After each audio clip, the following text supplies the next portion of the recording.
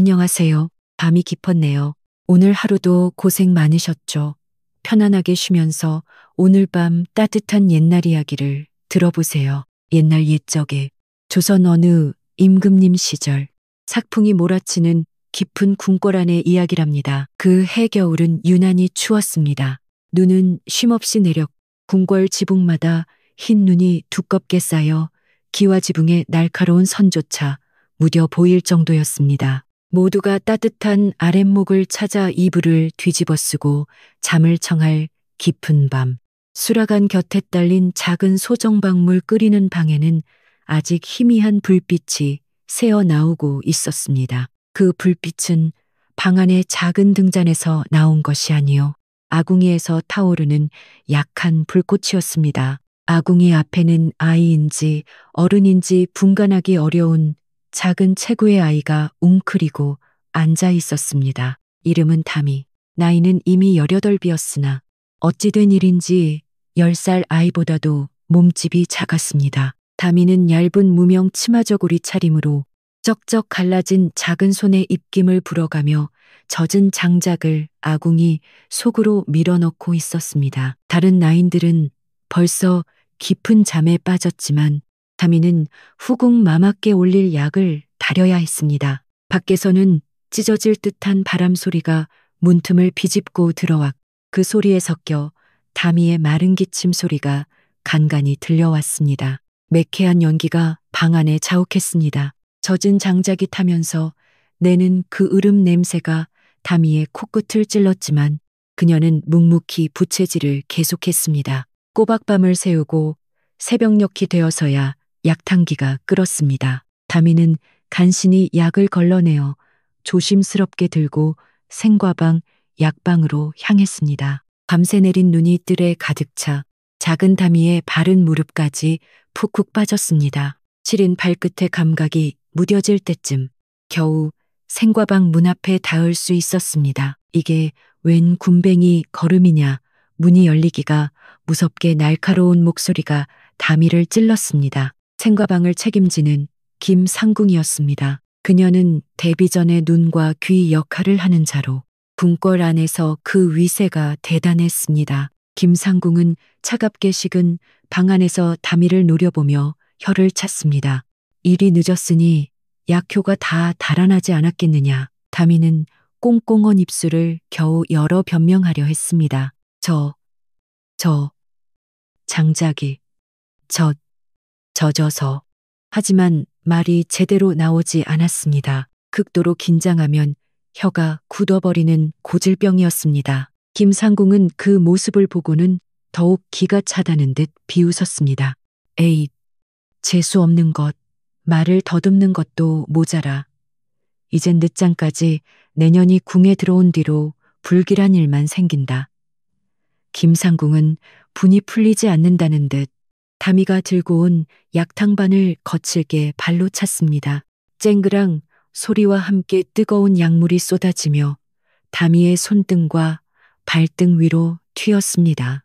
아 하고 짧은 비명을 지를 틈도 없었습니다. 다미는 그저 입술을 깨물고 고개를 숙일 뿐이었습니다. 김상궁은 붉게 달아오른 다미의 손등을 보면서도 눈 하나 깜짝하지 않았습니다. 쓸모없는 것 당장 동궁뜰 가장 끝에 있는 우물에 가서 새로 물을 길어 오너라.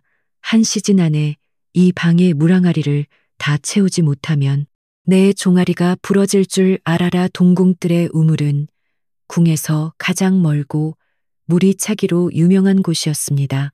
이 혹한에 그곳에 물을 길어 오라는 것은 사실상 죽으라는 소리와 다름없었습니다. 다미는 욱신거리는 손등을 감싸 줄 틈도 없이 다시 눈밭을 향해 절뚝이며 걸어 나갔습니다. 그날 오후 동궁 왕세자가 머무는 궁이 발칵 뒤집혔습니다. 세자 이환이 갑자기 높은 열에 시달리며 악몽 속에서 벗어나질 못한다는 소식이었습니다. 어이들이 줄을 섰지만 세자는 모든 약과 음식을 거부했습니다. 그는 이미 오래전 어미를 잃은 충격과 붕당 정치 세력의 압박 속에서 깊은 마음의 병을 앓고 있었습니다. 모두가 발을 동동 구르며 어쩔 줄 모를 때 생가방의 김상궁은 이 혼란 속에서 자신의 이익을 챙길 기회를 엿보았습니다. 그녀는 마침 다미가 길어온 물을 보며 싸늘하게 웃었습니다. 그리고는 어이에게 올릴 천년 묵은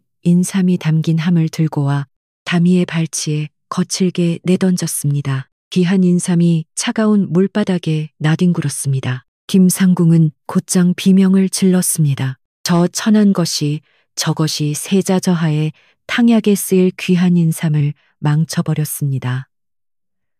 필시 저것은 대비마마를 음해하려는 세력의 끈아풀일 것입니다.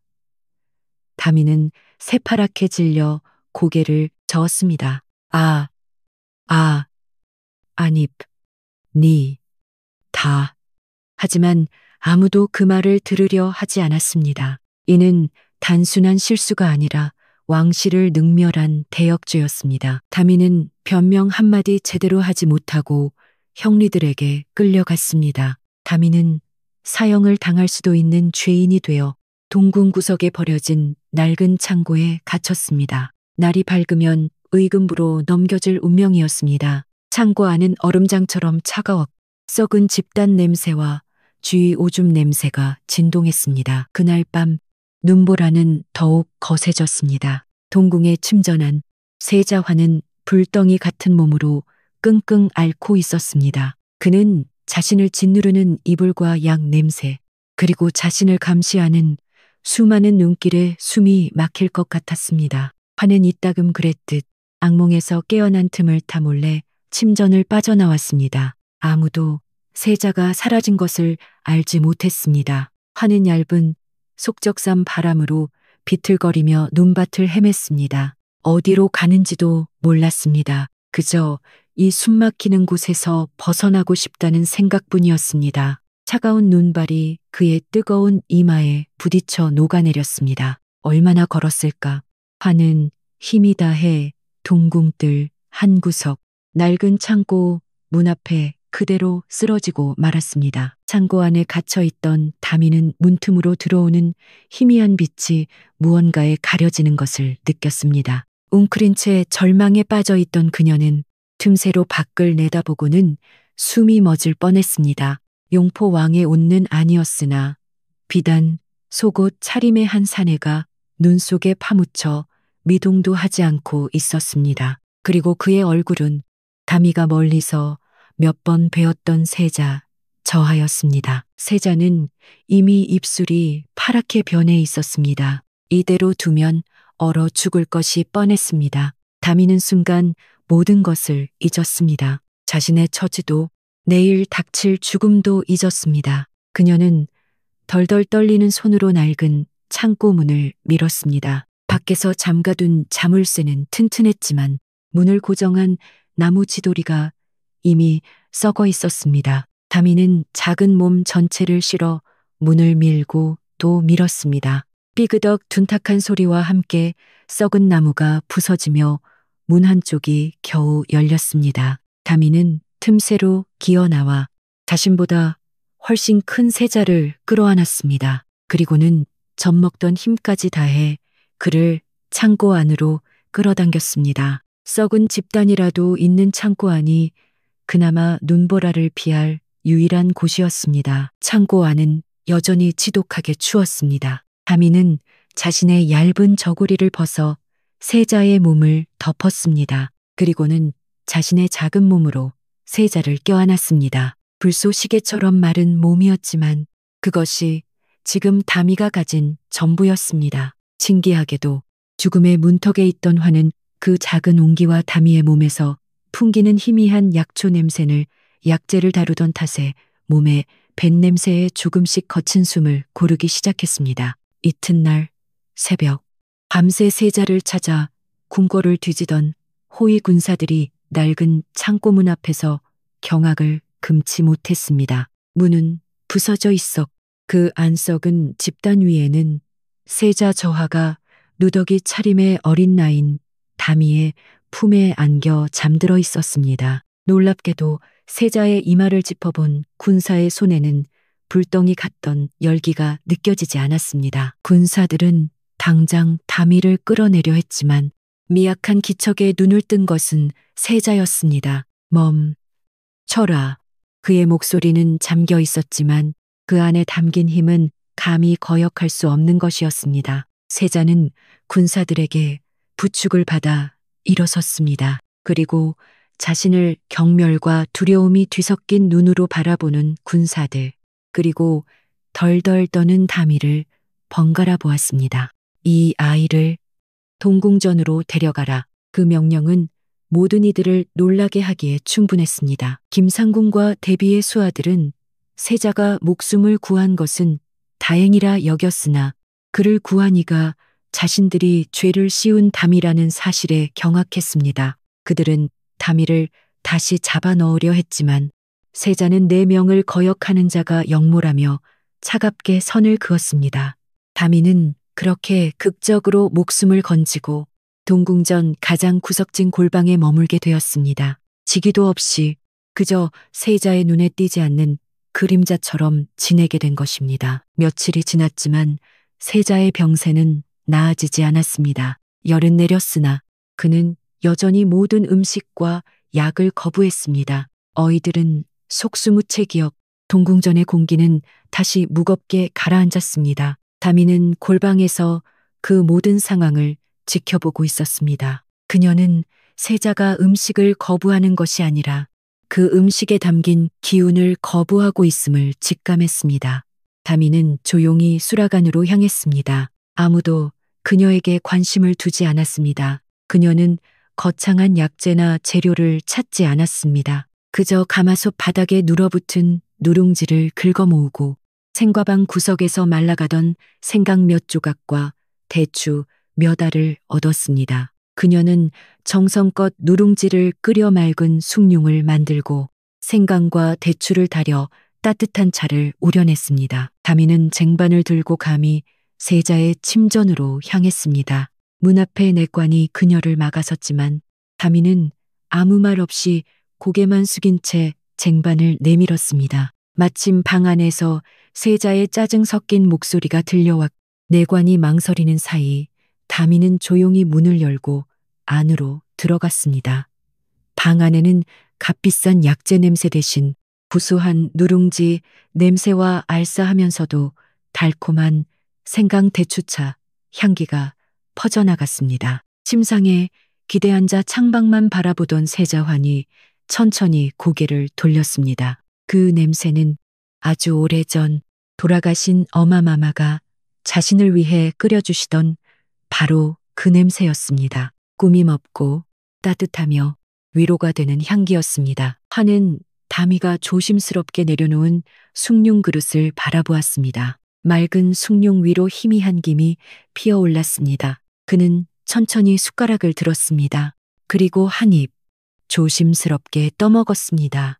따뜻하고 구수한 액체가 목을 타고 내려가자 꽁꽁 얼어붙었던 속이 풀리는 듯 했습니다. 환은 말없이 숭늉한 그릇을 전부 비웠 이어 생강 대추차까지 마셨습니다. 그것은 그가 몇 달 만에 처음으로 제대로 먹은 음식이었습니다. 이 소식이 조 대비의 귀에 들어가는 데는 오랜 시간이 걸리지 않았습니다. 천한 나인 하나가 세자의 입맛을 돌려놓았다는 사실에 대비는 경노했습니다. 이는 단순히 음식을 먹인 것이 아니라 세자의 마음을 얻었다는 뜻이었기 때문입니다. 대비는 자신의 권력이 흔들리는 것을 느꼈습니다. 그녀는 당장 위험 있는 상궁과 나인들을 거느리고 동궁전으로 향했습니다. 세자, 저하께 문안 여쭙니다. 조 대비의 목소리가 동궁전 마당을 쩌렁쩌렁 울렸습니다. 그녀는 세자의 안위는 묻지도 않고 곧장 다미를 끌어내라 명했습니다. 저 요망한 것이 감히 흑주술로 저하를 홀리고 있습니다. 당장 저것을 끌어내어 국법으로 엄히 다스려야 합니다. 대비의 서슬퍼런 기세에 동궁전의 모든 이들이 겁에 질려 엎드렸습니다. 병사들이 다미가 숨어있던 골방으로 달려가 그녀를 거칠게 끌어냈습니다. 다미는 마당 한복판에 내동댕이 쳐졌습니다. 살, 려, 주. 그녀가 말을 채 끝마치기도 전에 대비의 수하인 김상궁이 그녀의 뺨을 세차게 내리쳤습니다. 이 천한 것이 감히 어디서. 그때였습니다. 멈추어라. 쇠약하지만 강철 같은 목소리가 침전 문 쪽에서 들려왔습니다. 아직 병색이 완연한 세자환이 문기둥을 붙잡고 서 있었습니다. 그는 자신을 죽일 듯이 노려보는 조대비와 공포에 질려 바닥에 엎드린 다미를 바라보았습니다. 그는 천천히 그러나 단호하게 걸어나와 다미의 앞을 가로막았습니다. 대비마마, 환이 차갑게 말했습니다. 이 아이는 흑주술을 쓴 것이 아닙니다. 나를 살린 은인입니다. 조대비가 기가 막힌다는 듯 웃었습니다. 저하 저런 미천한 계집의 말에 현혹되신 몹쓸병에 걸리신 geb니다. 당장 비키시지요. 대비가 병사들에게 다시 눈짓을 보냈습니다. 병사들이 주춤거리며 다가오자 환은 자신의 몸으로 다미를 완전히 감쌌습니다. 오늘 이 아이에게 손을 대는 자는 곧 나에게 손을 대는 것으로 알겠다. 이 아이를 해하려거든 나를 먼저 베어야 할 것이다. 세자의 그 외침은 온몸에서 뿜어져 나오는 왕족의 위엄 그 자체였습니다. 다미는 자신의 등 뒤에서 느껴지는 온기와 단호한 음성에 놀라 고개를 들었습니다. 자신을 위해 저 높으신 분이 자신을 지켜주고 있었습니다. 난생 처음 겪는 일이었습니다. 조대비는 창백하게 질린 세자의 얼굴과 그 안에서 이글거리는 분노의 눈빛을 보고는 감히 더 이상 어쩌지 못했습니다. 만약 여기서 세자를 더 자극했다가는 오히려 자신이 역풍을 맞을 수도 있었습니다. 대비는 분노로 입술을 깨물며 소리쳤습니다. 좋습니다. 오늘 일은 없던 것으로 하지요. 허나 저하께서 어서 옥체를 보전하시길 바랄 뿐입니다. 그녀는 매섭게 다미를 한번 쏘아보고는 분을 이기지 못한 채 발길을 돌렸습니다. 그날 이후 다미는 공식적으로 동궁전의 약차와 약선을 담당하게 되었습니다. 물론 공식적인 직위는 없었습니다. 그녀는 여전히 가장 낮은 곳에서 묵묵히 자신의 일을 했습니다. 다미는 말을 하지 않았습니다. 아니, 할 필요가 없었습니다. 그녀는 그저 들었습니다. 다미는 바람 소리를 들었, 세자가 책장을 넘기는 소리를 들었, 깊은 밤 뒤척이는 그의 숨소리를 들었습니다. 그녀는 세자가 악몽에 시달리는 밤이면 마음을 안정시키는 국화차를 올려 그가 공부에 지쳐 보일 때는 정신을 맑게 하는 박하차를 올렸습니다. 그녀가 만든 음식은 화려하지 않았지만 먹는 이의 몸과 마음을 정확하게 읽어내고 어루만져 주었습니다. 세자화는 다미가 곁에 있을 때면 지독하게 자신을 괴롭히던 불면증과 악몽에서 벗어날 수 있었습니다. 그는 다미의 말이 아닌 그녀의 존재 자체에서 위로를 받았습니다. 다미의 진심, 어린 보살핌 속에서 세자의 건강은 눈에 띄게 회복되었습니다. 그는 다시 경연에 나가기 시작했고 신하들과 국정을 논하기 시작했습니다. 얼음장 같던 동궁전에는 서서히 따뜻한 온기가 돌기 시작했습니다. 세자의 건강과 총명이 날로 회복되자 조대비의 불안감은 극에 달했습니다. 자신의 세력이 굳건했던 시절 앓는 병자처럼 지내던 세자가 아니었습니다. 명석한 두뇌와 강건한 기세로 국정을 논하는 세자는 조대비에게 가장 큰 위협이었습니다. 그녀는 이 모든 변화가 저 미천한 계집 다미로부터 시작되었음을 알고 있었습니다. 조대비는 마지막 승부수를 던졌습니다. 그녀는 임금세자의 아버지를 찾아가 세자가 옥체를 단련한다는 핑계로 밤마다 몰래 사병을 불러 모으고 있으며 이는 명백한 역모의 징조라고 눈물로 고했습니다. 그렇지 않아도 세자의 커지는 힘을 경계하던 일부 대신들까지 합세하자 임금의 마음도 흔들리기 시작했습니다. 마침내 임금이 모든 중신과 세자를 불러 모은 편전 회의가 열렸습니다. 편전 안의 공기는 칼날처럼 날카롭고 차가웠습니다. 조대비의 수하들이 증거라며 위조된 서찰 몇 개를 꺼내 들었습니다. 김상궁은 매서운 눈으로 세자를 쏘아보며 영모의 증거들을 하나씩 나열했습니다. 세자는 반박하려 했으나 교묘하게 조작된 증거들 앞에 속수무책이었습니다. 바로 그때 어수선한 분위기를 뚫고 작은 그림자가 들어섰습니다. 담이었습니다. 그녀는 세자를 위해 갓 달인 차를 쟁반에 받쳐 들고 있었습니다. 이는 조대비와 김상궁이 미리 계획한 것이었습니다.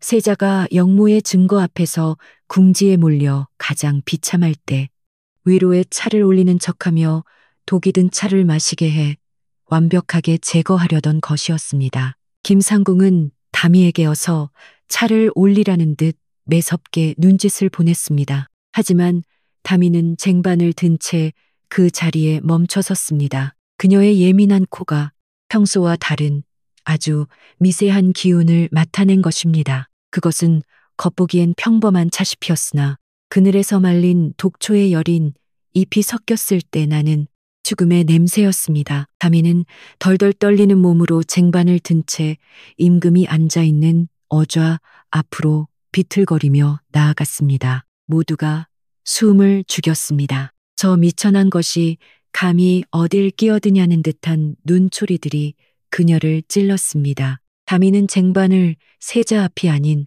마루 한가운데 쿵소리가 나게 내려놓았습니다. 그리고 그 작은 몸으로 마룻바닥에 머리를 조아렸습니다. 대비, 마마, 차에, 독이, 사옵니다. 그 한마디는 정적을 깨는 천둥과도 같았습니다. 조대비와 김상궁의 얼굴이 새하얗게 질렸습니다.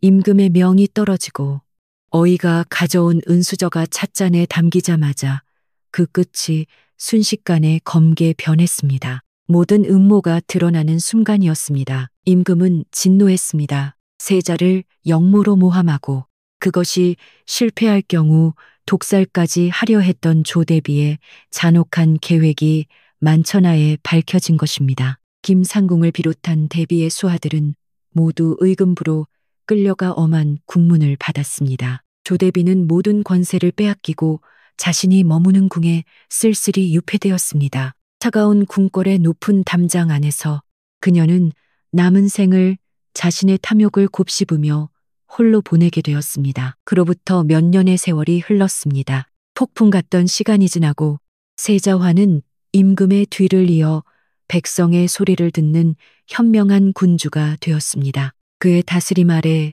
나라는 안정을 되찾아 가난했던 백성들의 얼굴에는 다시 웃음꽃이 피었습니다. 흉년이 들던 땅에는 해마다 풍년이 들었습니다. 그럼 담이는 어떻게 되었을까요?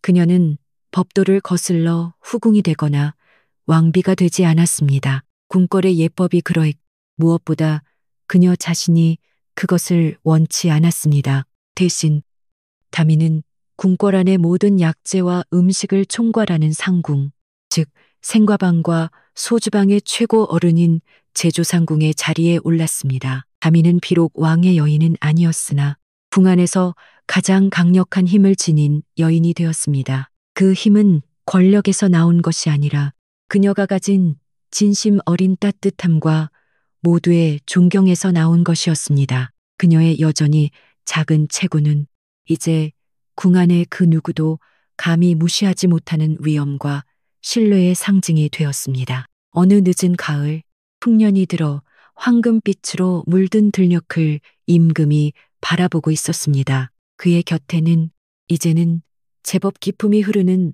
상궁의 한복을 차려입은 담이가 조용히 서 있었습니다. 두 사람은 말이 없었지만 그들 사이에는 어떤 말로도 표현할 수 없는 깊은 신뢰와 세월이 넉넉하게 흐르고 있었습니다. 임금 환이 먼저 입을 열었습니다. 상궁의 덕분에 짐의 나라는 매년 풍년이 드는구려. 그대의 그 작은 손이 이 나라 전체를 따뜻하게 만들었소.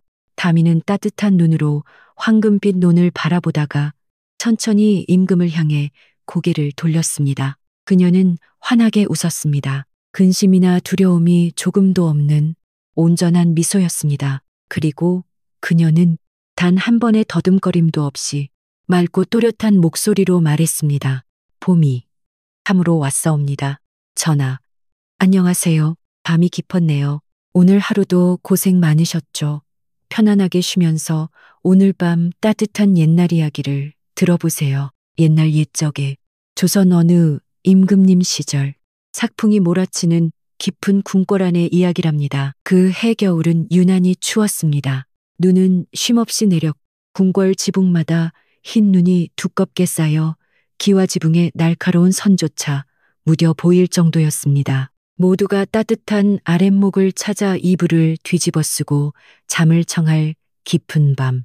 수라간 곁에 딸린 작은 소정방물 끓이는 방에는 아직 희미한 불빛이 새어 나오고 있었습니다. 그 불빛은 방 안의 작은 등잔에서 나온 것이 아니요 아궁이에서 타오르는 약한 불꽃이었습니다. 아궁이 앞에는 아이인지 어른인지 분간하기 어려운 작은 체구의 아이가 웅크리고 앉아 있었습니다. 이름은 담이, 나이는 이미 18이었으나 어찌 된 일인지 10살 아이보다도 몸집이 작았습니다. 담이는 얇은 무명 치마저고리 차림으로 쩍쩍 갈라진 작은 손에 입김을 불어가며 젖은 장작을 아궁이 속으로 밀어넣고 있었습니다. 다른 나인들은 벌써 깊은 잠에 빠졌지만 담이는 후궁 마마께 올릴 약을 다려야 했습니다. 밖에서는 찢어질 듯한 바람 소리가 문틈을 비집고 들어왔고 그 소리에 섞여 담이의 마른 기침 소리가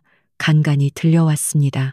매캐한 연기가 방 안에 자욱했습니다. 젖은 장작이 타면서 내는 그 으름 냄새가 담이의 코끝을 찔렀지만 그녀는 묵묵히 부채질을 계속했습니다. 꼬박밤을 새우고 새벽녘이 되어서야 약탕기가 끓었습니다. 담이는 간신히 약을 걸러내어 조심스럽게 들고 생과방, 약방으로 향했습니다. 밤새 내린 눈이 뜰에 가득 차 작은 담이의 바른 무릎까지 푹푹 빠졌습니다. 시린 발끝의 감각이 무뎌질 때쯤 겨우 생과방 문 앞에 닿을 수 있었습니다. 이게 웬 군뱅이 걸음이냐. 문이 열리기가 무섭게 날카로운 목소리가 담이를 찔렀습니다. 생과방을 책임지는 김상궁이었습니다. 그녀는 데뷔전의 눈과 귀 역할을 하는 자로 궁궐 안에서 그 위세가 대단했습니다. 김상궁은 차갑게 식은 방 안에서 담이를 노려보며 혀를 찼습니다. 일이 늦었으니 약효가 다 달아나지 않았겠느냐. 담이는 꽁꽁언 입술을 겨우 열어 변명하려 했습니다. 장작이 젖어서.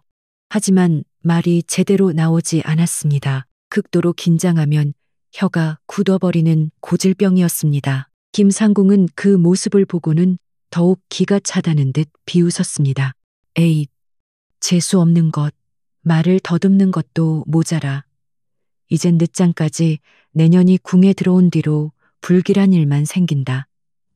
김상궁은 분이 풀리지 않는다는 듯 담이가 들고 온 약탕반을 거칠게 발로 찼습니다.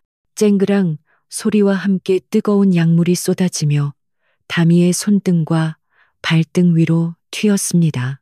아 하고 짧은 비명을 지를 틈도 없었습니다. 담이는 그저 입술을 깨물고 고개를 숙일 뿐이었습니다. 김상궁은 붉게 달아오른 담이의 손등을 보면서도 눈 하나 깜짝하지 않았습니다. 쓸모없는 것 당장 동궁뜰 가장 끝에 있는 우물에 가서 새로 물을 길어 오너라. 한 시즌 안에 이 방의 물항아리를 다 채우지 못하면 내 종아리가 부러질 줄 알아라. 동궁뜰의 우물은 궁에서 가장 멀고 물이 차기로 유명한 곳이었습니다.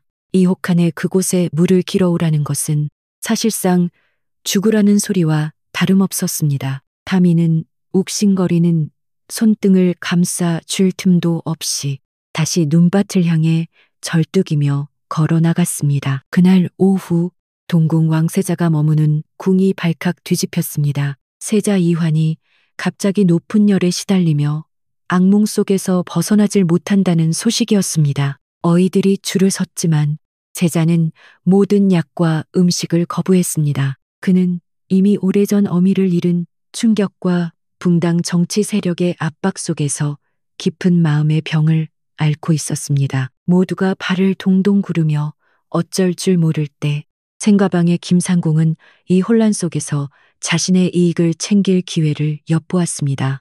그녀는 마침 다미가 길어온 물을 보며 싸늘하게 웃었습니다. 그리고는 어이에게 올릴 천년 묵은 인삼이 담긴 함을 들고 와 다미의 발치에 거칠게 내던졌습니다. 귀한 인삼이 차가운 물바닥에 나뒹굴었습니다. 김상궁은 곧장 비명을 질렀습니다. 저 천한 것이 저것이 세자저하에 탕약에 쓰일 귀한 인삼을 망쳐버렸습니다. 필시 저것은 대비마마를 음해하려는 세력의 끈앞풀일 것입니다. 다미는 새파랗게 질려 고개를 저었습니다. 아닙, 다. 하지만 아무도 그 말을 들으려 하지 않았습니다. 이는 단순한 실수가 아니라 왕실을 능멸한 대역죄였습니다. 다미는 변명 한마디 제대로 하지 못하고 형리들에게 끌려갔습니다. 다미는 사형을 당할 수도 있는 죄인이 되어 동궁 구석에 버려진 낡은 창고에 갇혔습니다. 날이 밝으면 의금부로 넘겨질 운명이었습니다. 창고 안은 얼음장처럼 차가웠고 썩은 집단 냄새와 주위 오줌 냄새가 진동했습니다. 그날 밤 눈보라는 더욱 거세졌습니다. 동궁에 침전한 세자화는 불덩이 같은 몸으로 끙끙 앓고 있었습니다. 그는 자신을 짓누르는 이불과 약 냄새, 그리고 자신을 감시하는 수많은 눈길에 숨이 막힐 것 같았습니다. 화는 이따금 그랬듯 악몽에서 깨어난 틈을 타 몰래 침전을 빠져나왔습니다. 아무도 세자가 사라진 것을 알지 못했습니다. 화는 얇은 속적산 바람으로 비틀거리며 눈밭을 헤맸습니다. 어디로 가는지도 몰랐습니다. 그저 이 숨막히는 곳에서 벗어나고 싶다는 생각뿐이었습니다. 차가운 눈발이 그의 뜨거운 이마에 부딪혀 녹아내렸습니다. 얼마나 걸었을까? 화는 힘이 다해 동궁뜰 한 구석, 낡은 창고 문 앞에 그대로 쓰러지고 말았습니다. 창고 안에 갇혀있던 다미는 문틈으로 들어오는 희미한 빛이 무언가에 가려지는 것을 느꼈습니다. 웅크린 채 절망에 빠져있던 그녀는 틈새로 밖을 내다보고는 숨이 멎을 뻔했습니다. 용포 왕의 옷는 아니었으나 비단 속옷 차림의 한 사내가 눈 속에 파묻혀 미동도 하지 않고 있었습니다. 그리고 그의 얼굴은 다미가 멀리서 몇 번 뵈었던 세자 저하였습니다. 세자는 이미 입술이 파랗게 변해 있었습니다. 이대로 두면 얼어 죽을 것이 뻔했습니다. 다미는 순간 모든 것을 잊었습니다. 자신의 처지도 내일 닥칠 죽음도 잊었습니다. 그녀는 덜덜 떨리는 손으로 낡은 창고 문을 밀었습니다. 밖에서 잠가둔 자물쇠는 튼튼했지만 문을 고정한 나무 지도리가 이미 썩어 있었습니다. 다미는 작은 몸 전체를 실어 문을 밀고 또 밀었습니다. 삐그덕 둔탁한 소리와 함께 썩은 나무가 부서지며 문 한쪽이 겨우 열렸습니다. 다미는 틈새로 기어나와 자신보다 훨씬 큰 세자를 끌어안았습니다. 그리고는 젖먹던 힘까지 다해 그를 창고 안으로 끌어당겼습니다. 썩은 집단이라도 있는 창고 안이 그나마 눈보라를 피할 유일한 곳이었습니다. 창고 안은 여전히 지독하게 추웠습니다. 다미는 자신의 얇은 저고리를 벗어 세자의 몸을 덮었습니다. 그리고는 자신의 작은 몸으로 세자를 껴안았습니다. 불쏘시개처럼 마른 몸이었지만 그것이 지금 다미가 가진 전부였습니다. 신기하게도 죽음의 문턱에 있던 화는 그 작은 옹기와 다미의 몸에서 풍기는 희미한 약초 냄새를 약재를 다루던 탓에 몸에 뱃 냄새에 조금씩 거친 숨을 고르기 시작했습니다. 이튿날 새벽, 밤새 세자를 찾아 궁궐을 뒤지던 호위 군사들이 낡은 창고문 앞에서 경악을 금치 못했습니다. 문은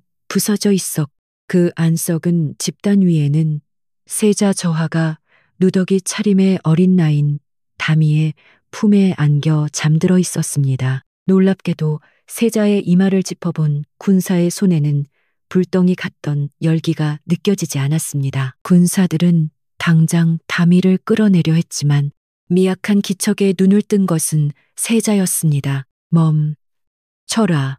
그의 목소리는 잠겨 있었지만 그 안에 담긴 힘은 감히 거역할 수 없는 것이었습니다. 세자는 군사들에게 부축을 받아 일어섰습니다. 그리고 자신을 경멸과 두려움이 뒤섞인 눈으로 바라보는 군사들, 그리고 덜덜 떠는 다미를 번갈아 보았습니다. 이 아이를 동궁전으로 데려가라. 그 명령은 모든 이들을 놀라게 하기에 충분했습니다. 김상궁과 대비의 수하들은 세자가 목숨을 구한 것은 다행이라 여겼으나 그를 구한 이가 자신들이 죄를 씌운 담이라는 사실에 경악했습니다. 그들은 담이를 다시 잡아 넣으려 했지만 세자는 네 명을 거역하는 자가 역모라며 차갑게 선을 그었습니다. 담이는 그렇게 극적으로 목숨을 건지고 동궁전 가장 구석진 골방에 머물게 되었습니다. 지기도 없이 그저 세자의 눈에 띄지 않는 그림자처럼 지내게 된 것입니다. 며칠이 지났지만 세자의 병세는 나아지지 않았습니다. 열은 내렸으나 그는 여전히 모든 음식과 약을 거부했습니다. 어이들은 속수무책이었 동궁전의 공기는 다시 무겁게 가라앉았습니다. 다미는 골방에서 그 모든 상황을 지켜보고 있었습니다. 그녀는 세자가 음식을 거부하는 것이 아니라 그 음식에 담긴 기운을 거부하고 있음을 직감했습니다. 다미는 조용히 수라간으로 향했습니다. 아무도 그녀에게 관심을 두지 않았습니다. 그녀는 거창한 약재나 재료를 찾지 않았습니다. 그저 가마솥 바닥에 눌어붙은 누룽지를 긁어모으고 생과방 구석에서 말라가던 생강 몇 조각과 대추 몇 알을 얻었습니다. 그녀는 정성껏 누룽지를 끓여 맑은 숭늉을 만들고 생강과 대추를 달여 따뜻한 차를 우려냈습니다. 다미는 쟁반을 들고 감히 세자의 침전으로 향했습니다. 문 앞에 내관이 그녀를 막아섰지만 다미는 아무 말 없이 고개만 숙인 채 쟁반을 내밀었습니다. 마침 방 안에서 세자의 짜증 섞인 목소리가 들려왔. 내관이 망설이는 사이 다미는 조용히 문을 열고 안으로 들어갔습니다. 방 안에는 값비싼 약재 냄새 대신 구수한 누룽지 냄새와 알싸하면서도 달콤한 생강 대추차 향기가 퍼져나갔습니다. 침상에 기대 앉아 창밖만 바라보던 세자환이 천천히 고개를 돌렸습니다. 그 냄새는 아주 오래전 돌아가신 어마마마가 자신을 위해 끓여주시던 바로 그 냄새였습니다. 꾸밈 없고 따뜻하며 위로가 되는 향기였습니다. 환은 다미가 조심스럽게 내려놓은 숭늉 그릇을 바라보았습니다. 맑은 숭늉 위로 희미한 김이 피어올랐습니다. 그는 천천히 숟가락을 들었습니다. 그리고 한 입 조심스럽게 떠먹었습니다.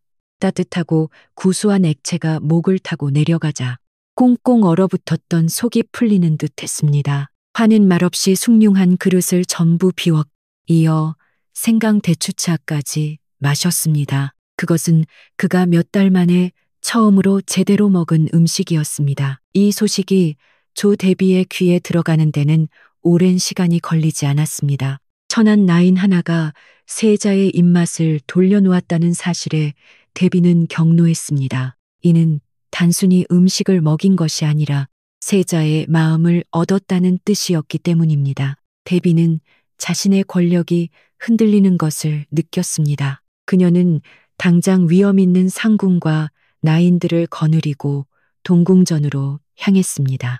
세자, 저하께 문안 여쭙니다. 조 대비의 목소리가 동궁전 마당을 쩌렁쩌렁 울렸습니다. 그녀는 세자의 안위는 묻지도 않고 곧장 다미를 끌어내라 명했습니다. 저 요망한 것이 감히 흑주술로 저하를 홀리고 있습니다. 당장 저것을 끌어내어 국법으로 엄히 다스려야 합니다. 대비의 서슬퍼런 기세에 동궁전의 모든 이들이 겁에 질려 엎드렸습니다. 병사들이 다미가 숨어있던 골방으로 달려가 그녀를 거칠게 끌어냈습니다. 다미는 마당 한복판에 내동댕이 쳐졌습니다. 주. 그녀가 말을 채 끝마치기도 전에 대비의 수하인 김상궁이 그녀의 뺨을 세차게 내리쳤습니다. 이 천한 것이 감히 어디서. 그때였습니다. 멈추어라. 쇠약하지만 강철 같은 목소리가 침전 문 쪽에서 들려왔습니다. 아직 병색이 완연한 세자환이 문기둥을 붙잡고 서 있었습니다. 그는 자신을 죽일 듯이 노려보는 조대비와 공포에 질려 바닥에 엎드린 다미를 바라보았습니다. 그는 천천히 그러나 단호하게 걸어나와 다미의 앞을 가로막았습니다. 대비마마, 환이 차갑게 말했습니다. 이 아이는 흑주술을 쓴 것이 아닙니다. 나를 살린 은인입니다. 조대비가 기가 막힌다는 듯 웃었습니다. 저하 저런 미천한 계집의 말에 현혹되신 몹쓸 병에 걸리신 geb니다. 당장 비키시지요. 대비가 병사들에게 다시 눈짓을 보냈습니다. 병사들이 주춤거리며 다가오자 환은 자신의 몸으로 다미를 완전히 감쌌습니다. 오늘 이 아이에게 손을 대는 자는 곧 나에게 손을 대는 것으로 알겠다. 이 아이를 해하려거든 나를 먼저 베어야 할 것이다.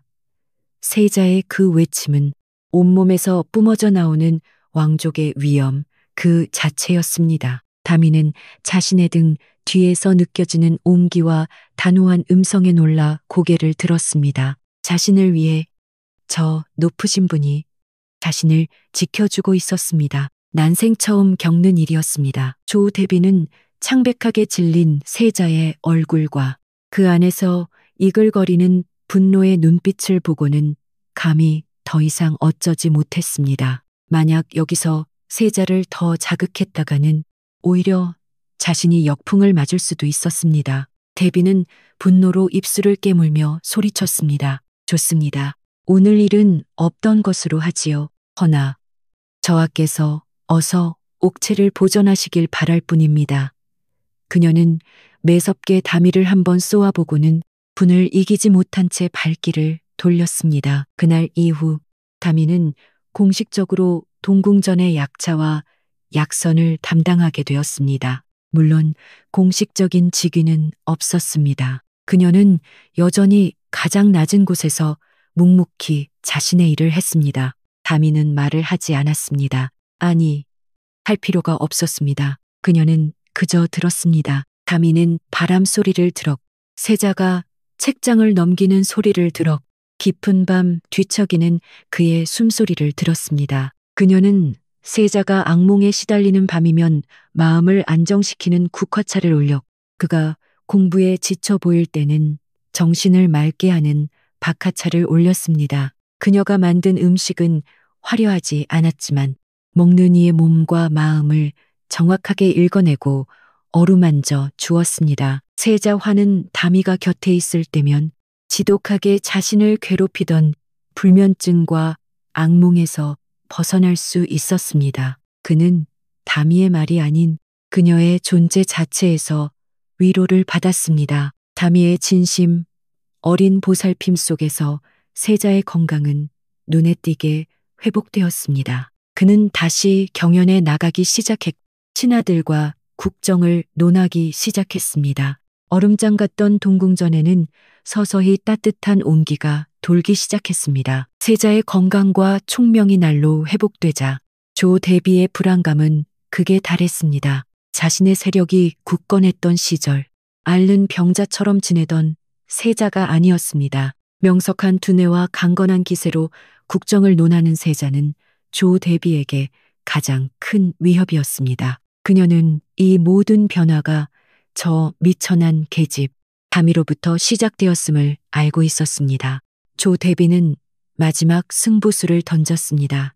그녀는 임금 세자의 아버지를 찾아가 세자가 옥체를 단련한다는 핑계로 밤마다 몰래 사병을 불러 모으고 있으며 이는 명백한 역모의 징조라고 눈물로 고했습니다. 그렇지 않아도 세자의 커지는 힘을 경계하던 일부 대신들까지 합세하자 임금의 마음도 흔들리기 시작했습니다. 마침내 임금이 모든 중신과 세자를 불러 모은 편전 회의가 열렸습니다. 편전 안의 공기는 칼날처럼 날카롭고 차가웠습니다.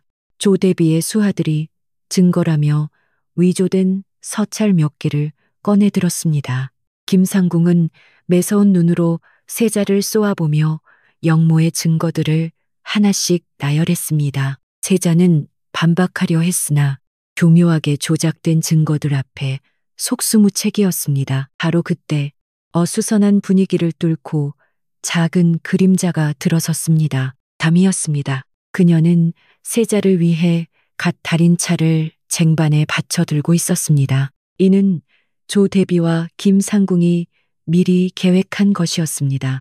세자가 영모의 증거 앞에서 궁지에 몰려 가장 비참할 때 위로에 차를 올리는 척하며 독이 든 차를 마시게 해 완벽하게 제거하려던 것이었습니다. 김상궁은 담이에게 어서 차를 올리라는 듯 매섭게 눈짓을 보냈습니다. 하지만 담이는 쟁반을 든 채 그 자리에 멈춰 섰습니다. 그녀의 예민한 코가 평소와 다른 아주 미세한 기운을 나타낸 것입니다. 그것은 겉보기엔 평범한 차시피였으나 그늘에서 말린 독초에 여린 잎이 섞였을 때 나는 죽음의 냄새였습니다. 담이는 덜덜 떨리는 몸으로 쟁반을 든 채 임금이 앉아있는 어좌 앞으로 비틀거리며 나아갔습니다. 모두가 숨을 죽였습니다. 저 미천한 것이 감히 어딜 끼어드냐는 듯한 눈초리들이 그녀를 찔렀습니다. 담이는 쟁반을 세자 앞이 아닌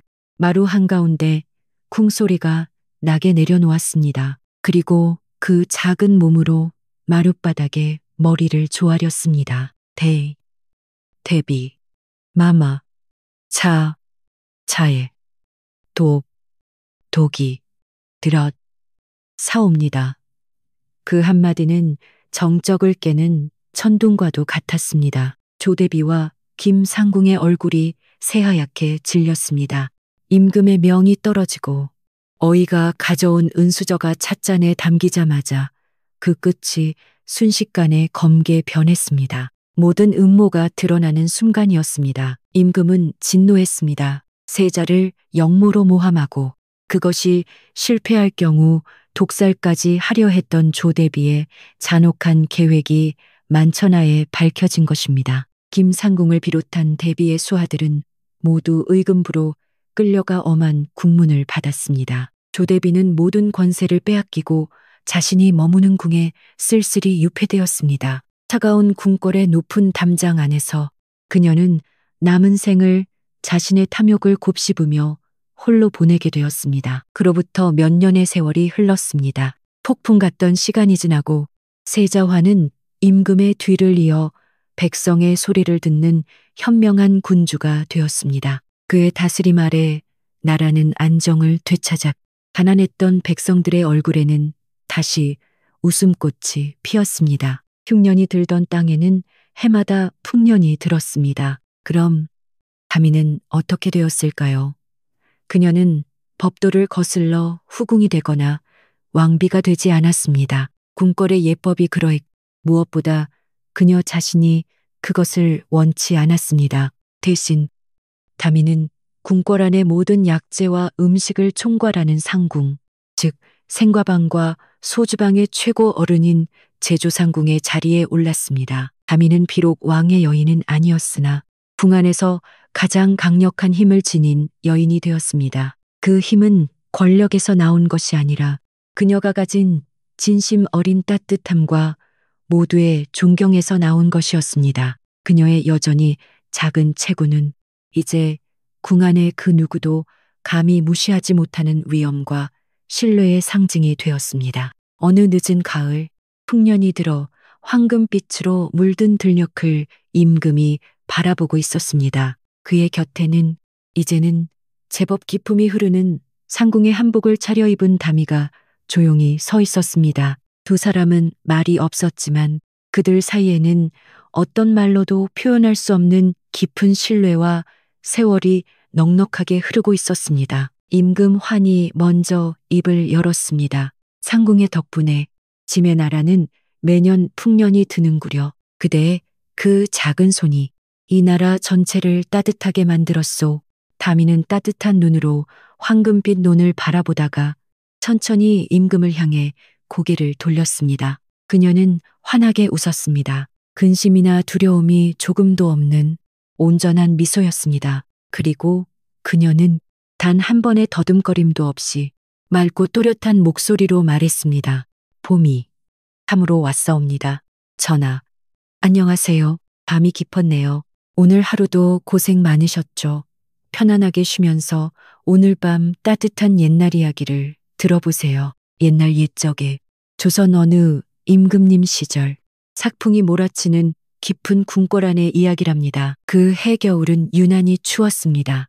눈은 쉼없이 내렸고 궁궐 지붕마다 흰 눈이 두껍게 쌓여 기와 지붕의 날카로운 선조차 무뎌 보일 정도였습니다. 모두가 따뜻한 아랫목을 찾아 이불을 뒤집어 쓰고 잠을 청할 깊은 밤. 수라간 곁에 딸린 작은 소정방물 끓이는 방에는 아직 희미한 불빛이 새어 나오고 있었습니다. 그 불빛은 방 안의 작은 등잔에서 나온 것이 아니요 아궁이에서 타오르는 약한 불꽃이었습니다. 아궁이 앞에는 아이인지 어른인지 분간하기 어려운 작은 체구의 아이가 웅크리고 앉아 있었습니다. 이름은 다미, 나이는 이미 18이었으나 어찌 된 일인지 10살 아이보다도 몸집이 작았습니다. 다미는 얇은 무명 치마저고리 차림으로 쩍쩍 갈라진 작은 손에 입김을 불어가며 젖은 장작을 아궁이 속으로 밀어넣고 있었습니다. 다른 나인들은 벌써 깊은 잠에 빠졌지만 다미는 후궁 마맞게 올릴 약을 다려야 했습니다. 밖에서는 찢어질 듯한 바람 소리가 문틈을 비집고 들어왔고 그 소리에 섞여 다미의 마른 기침 소리가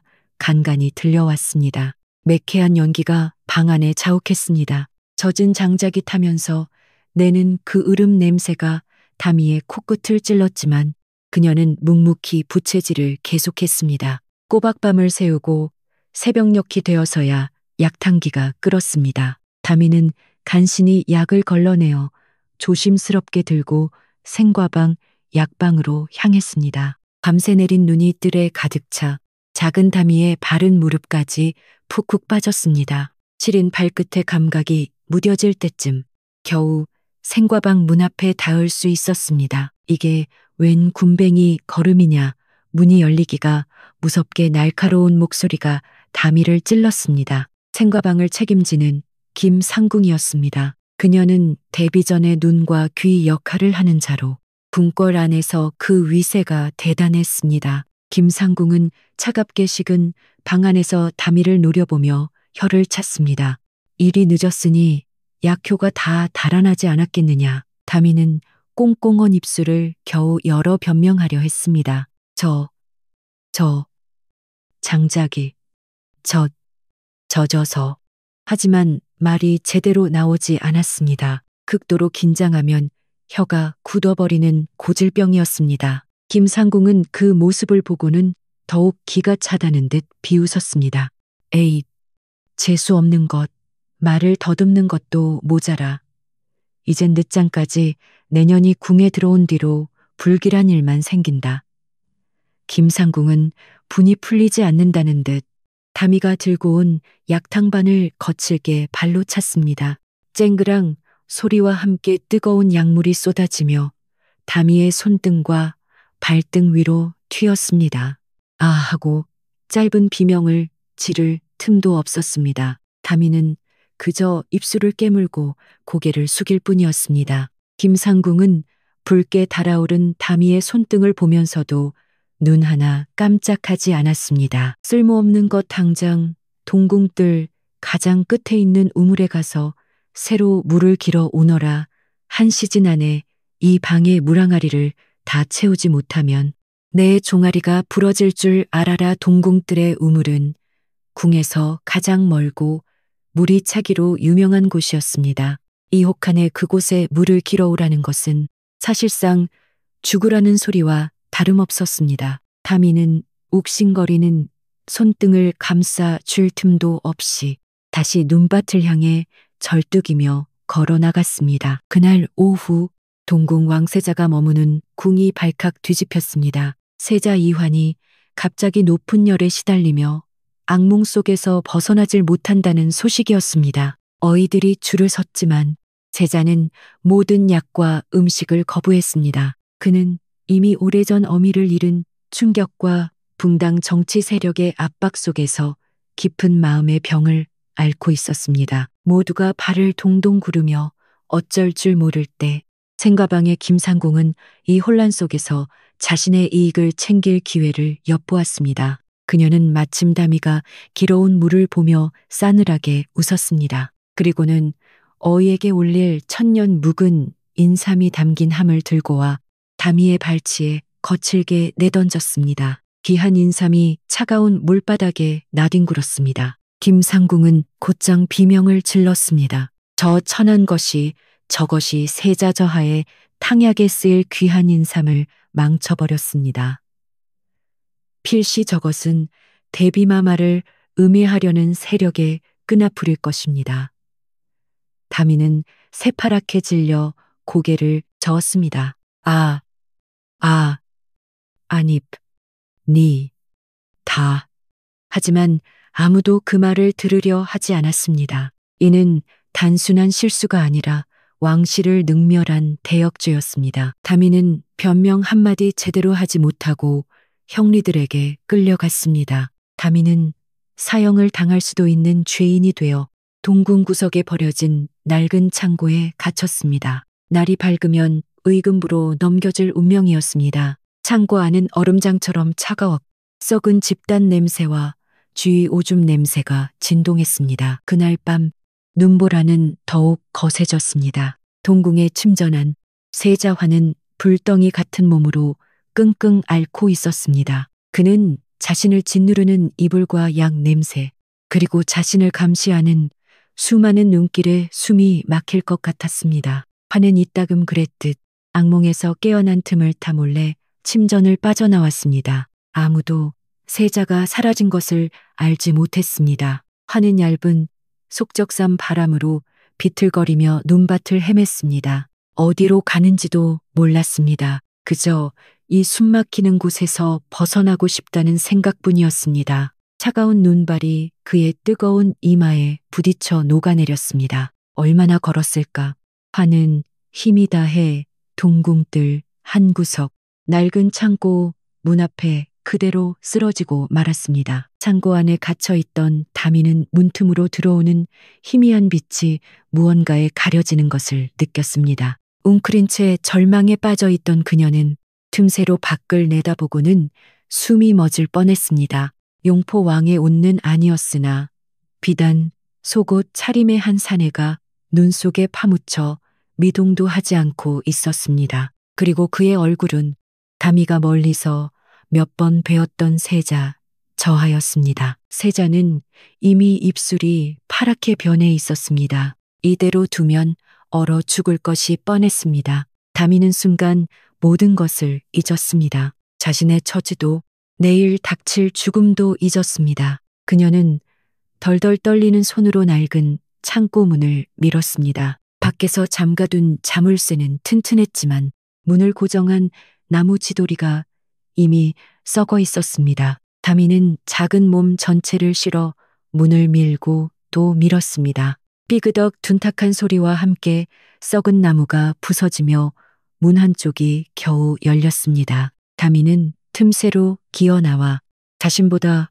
훨씬 큰 세자를 끌어안았습니다. 그리고는 젖먹던 힘까지 다해 그를 창고 안으로 끌어당겼습니다. 썩은 집단이라도 있는 창고 안이 그나마 눈보라를 피할 유일한 곳이었습니다. 창고 안은 여전히 지독하게 추웠습니다. 다미는 자신의 얇은 저고리를 벗어 세자의 몸을 덮었습니다. 그리고는 자신의 작은 몸으로 세자를 껴안았습니다. 불쏘시개처럼 마른 몸이었지만 그것이 지금 다미가 가진 전부였습니다. 신기하게도 죽음의 문턱에 있던 화는 그 작은 옹기와 다미의 몸에서 풍기는 희미한 약초 냄새는 약재를 다루던 탓에 몸에 밴 냄새에 조금씩 거친 숨을 고르기 시작했습니다. 이튿날 새벽, 밤새 세자를 찾아 궁궐을 뒤지던 호위 군사들이 낡은 창고문 앞에서 경악을 금치 못했습니다. 문은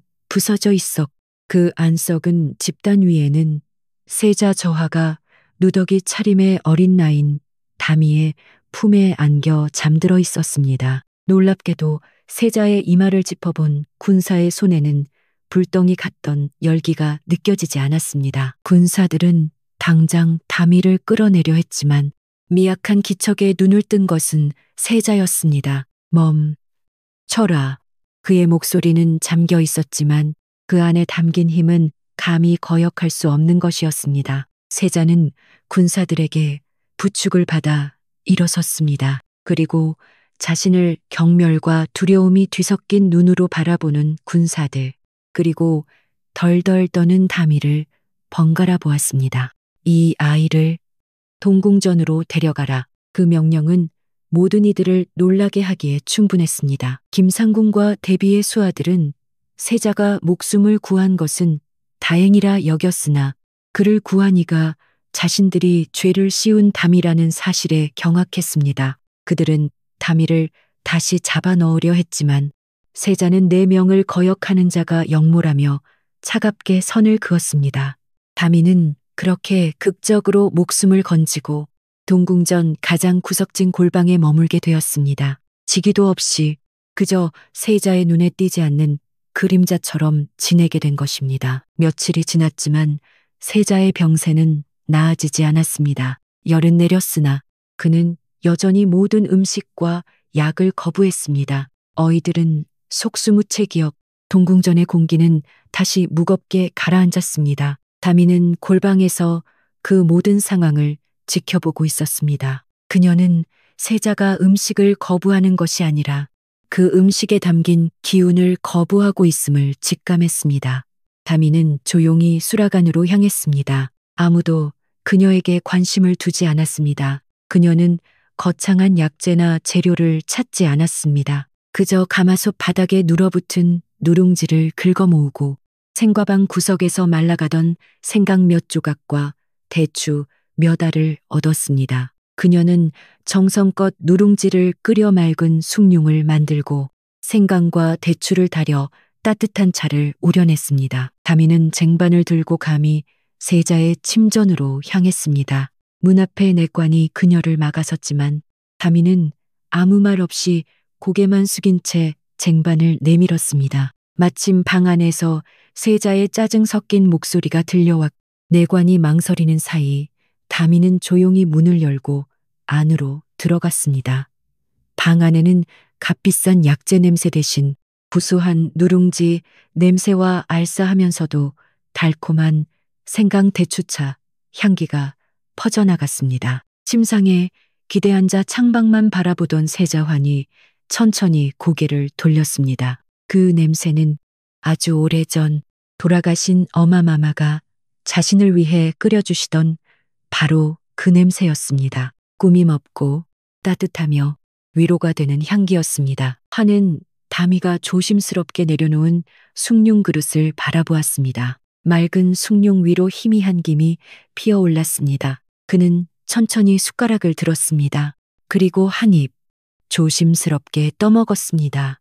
따뜻하고 구수한 액체가 목을 타고 내려가자 꽁꽁 얼어붙었던 속이 풀리는 듯 했습니다. 환은 말없이 숭늉한 그릇을 전부 비워 이어 생강 대추차까지 마셨습니다. 그것은 그가 몇 달 만에 처음으로 제대로 먹은 음식이었습니다. 이 소식이 조 대비의 귀에 들어가는 데는 오랜 시간이 걸리지 않았습니다. 천한 나인 하나가 세자의 입맛을 돌려놓았다는 사실에 대비는 경노했습니다. 이는 단순히 음식을 먹인 것이 아니라 세자의 마음을 얻었다는 뜻이었기 때문입니다. 대비는 자신의 권력이 흔들리는 것을 느꼈습니다. 그녀는 당장 위험 있는 상궁과 나인들을 거느리고 동궁전으로 향했습니다. 세자, 저하께 문안 여쭙니다. 조 대비의 목소리가 동궁전 마당을 쩌렁쩌렁 울렸습니다.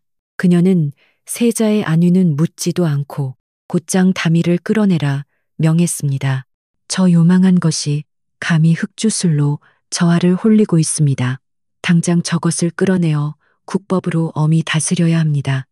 대비의 서슬퍼런 기세에 동궁전의 모든 이들이 겁에 질려 엎드렸습니다. 병사들이 다미가 숨어있던 골방으로 달려가 그녀를 거칠게 끌어냈습니다. 다미는 마당 한복판에 내동댕이 쳐졌습니다.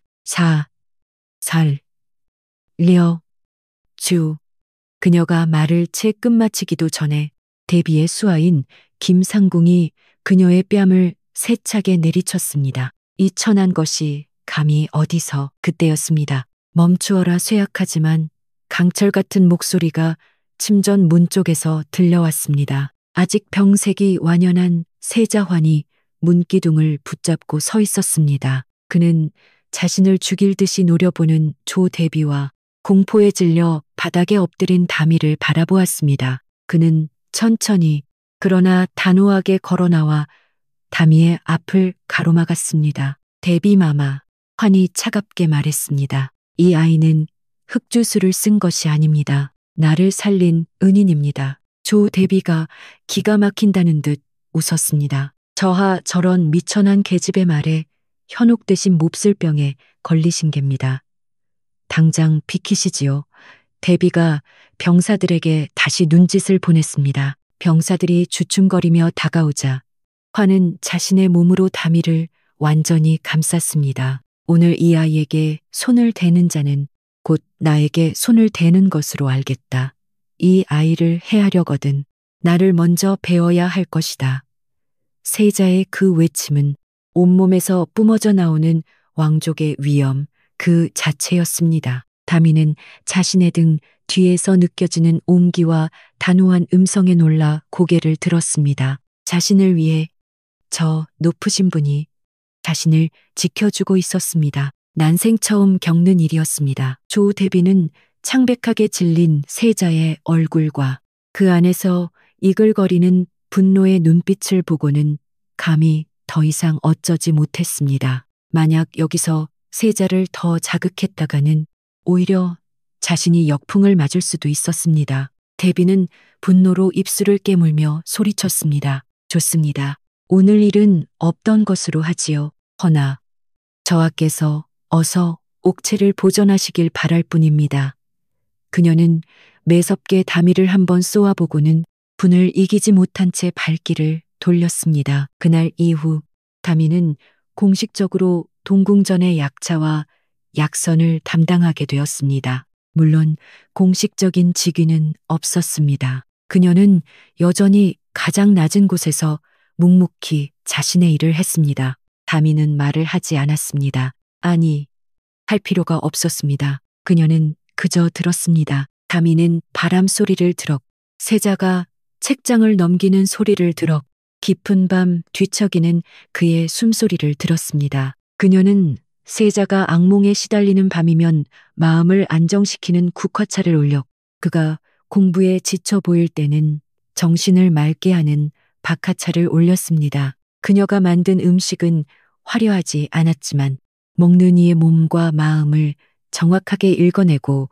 어루만져 주었습니다. 세자 환은 다미가 곁에 있을 때면 지독하게 자신을 괴롭히던 불면증과 악몽에서 벗어날 수 있었습니다. 그는 다미의 말이 아닌 그녀의 존재 자체에서 위로를 받았습니다. 다미의 진심, 어린 보살핌 속에서 세자의 건강은 눈에 띄게 회복되었습니다. 그는 다시 경연에 나가기 시작했고 신하들과 국정을 논하기 시작했습니다. 얼음장 같던 동궁전에는 서서히 따뜻한 온기가 돌기 시작했습니다. 세자의 건강과 총명이 날로 회복되자 조 대비의 불안감은 극에 달했습니다. 자신의 세력이 굳건했던 시절 앓는 병자처럼 지내던 세자가 아니었습니다. 명석한 두뇌와 강건한 기세로 국정을 논하는 세자는 조 대비에게 가장 큰 위협이었습니다. 그녀는 이 모든 변화가 저 미천한 계집 담이로부터 시작되었음을 알고 있었습니다.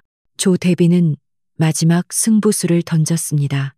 그녀는 임금 세자의 아버지를 찾아가 세자가 옥체를 단련한다는 핑계로 밤마다 몰래 사병을 불러 모으고 있으며 이는 명백한 영모의 징조라고 눈물로 고했습니다. 그렇지 않아도 세자의 커지는 힘을 경계하던 일부 대신들까지 합세하자 임금의 마음도 흔들리기 시작했습니다. 마침내 임금이 모든 중신과 세자를 불러 모은 편전 회의가 열렸습니다. 편전 안의 공기는 칼날처럼 날카롭고 차가웠습니다.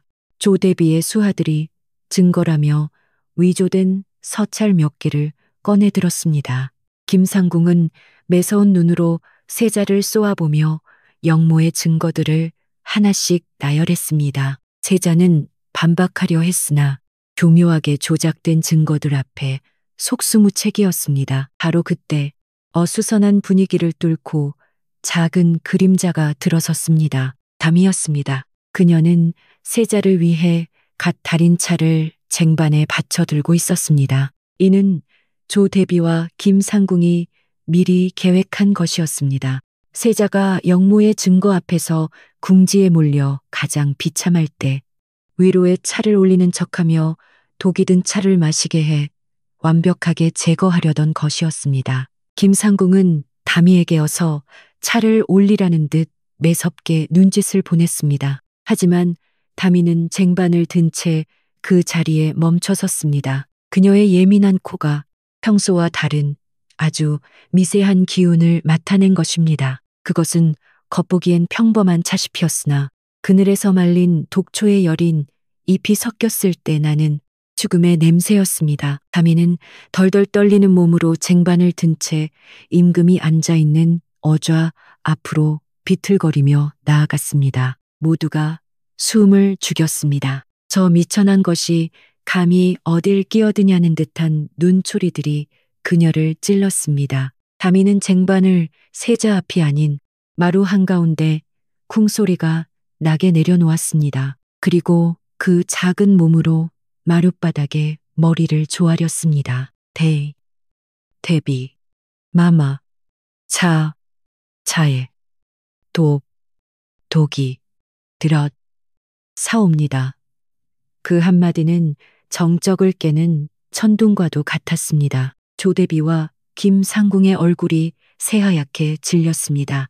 임금의 명이 떨어지고 어이가 가져온 은수저가 찻잔에 담기자마자 그 끝이 순식간에 검게 변했습니다. 모든 음모가 드러나는 순간이었습니다. 임금은 진노했습니다. 세자를 영모로 모함하고 그것이 실패할 경우 독살까지 하려 했던 조대비의 잔혹한 계획이 만천하에 밝혀진 것입니다. 김상궁을 비롯한 대비의 수하들은 모두 의금부로 끌려가 엄한 국문을 받았습니다. 조대비는 모든 권세를 빼앗기고 자신이 머무는 궁에 쓸쓸히 유폐되었습니다. 차가운 궁궐의 높은 담장 안에서 그녀는 남은 생을 자신의 탐욕을 곱씹으며 홀로 보내게 되었습니다. 그로부터 몇 년의 세월이 흘렀습니다. 폭풍 같던 시간이 지나고 세자화는 임금의 뒤를 이어 백성의 소리를 듣는 현명한 군주가 되었습니다. 그의 다스림 아래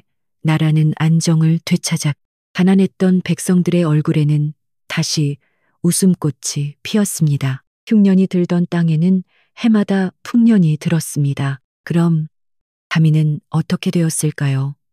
그녀는 법도를 거슬러 후궁이 되거나 왕비가 되지 않았습니다. 궁궐의 예법이 그러했고 무엇보다 그녀 자신이 그것을 원치 않았습니다.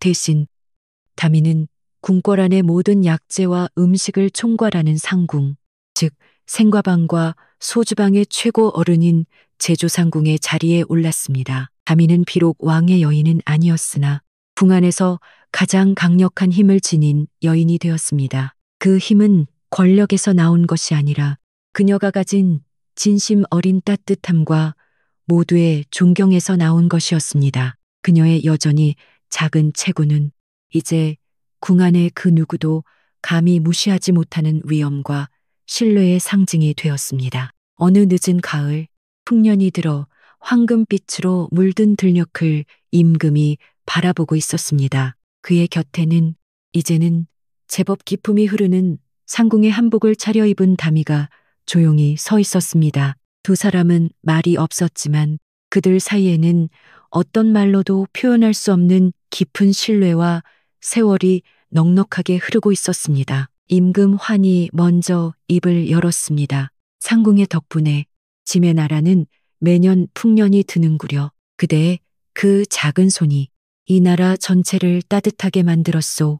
다미는 따뜻한 눈으로 황금빛 논을 바라보다가 천천히 임금을 향해 고개를 돌렸습니다. 그녀는 환하게 웃었습니다. 근심이나 두려움이 조금도 없는 온전한 미소였습니다. 그리고 그녀는 단 한 번의 더듬거림도 없이 맑고 또렷한 목소리로 말했습니다.